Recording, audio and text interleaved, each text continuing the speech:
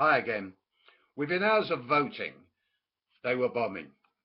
So confident, self-assured, arrogant, Cameron, with a little assistance from his chums in the Parliamentary Labour Party, had it all lined up, ready to go. They couldn't recently extend this endless war to attack Bashar al-Assad, but now, with the approval of Labour moderates, at last they've got their heart's desire and are now bombing Syria. This time bombing territory held by Islamic State. This after 10 hours of stitched up debate in that baying gentlemen's club known as the House of Commons. House of Millionaires, more like. It's all very clear now. We're not bombing Islamic State, ISIS or ISIL. It's now Daesh.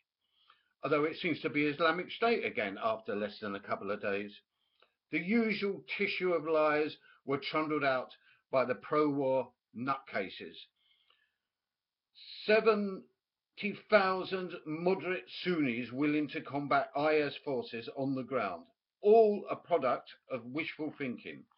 As one dissenting Tory, Julian Lewis, succinctly put it, from dodgy dossiers to bogus battalions.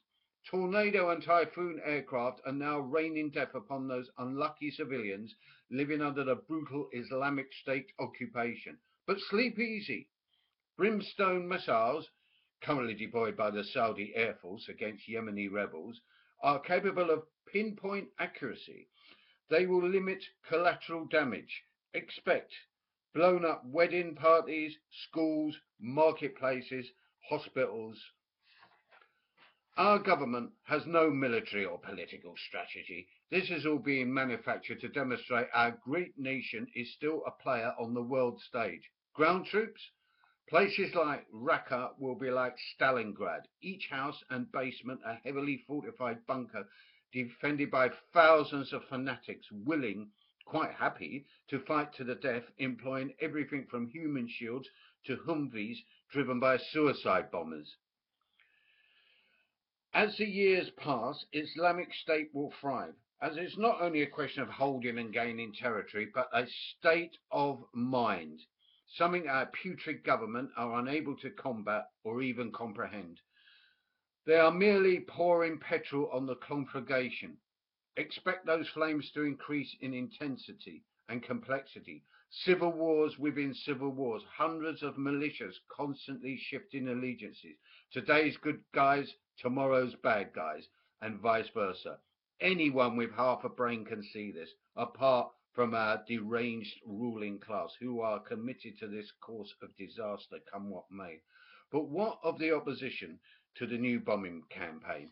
Pitiful. A couple of thousand of Stop the War coalition impotently chanting shame on you as Big Ben chimed in the distance. Helpless as turncoat Labour lemmings led by Hilary Benn, obviously suffering from a boy named Sue syndrome, linked up with psychotic Tories. Corbyn, he's recently enlisted 100,000 plus supporters, recruited in the full storm, were helpless against 66 bomb-happy Labour MPs. Same old never-ending story. Afghanistan, Iraq, and now the Syrian disaster. And where was the much vaunted trade union opposition? Nowhere. We know now, after his Churchillian speech, Hilary Benn, employing internationalist, anti-fascist rhetoric, is certainly a frontrunner to replace the floundering Corbyn, who will probably have departed by May 2016 at the latest. So, what as anarchists, as people who reject their system, have to say? Well, we weren't wasting our time laying down on the road outside Parliament on Wednesday night.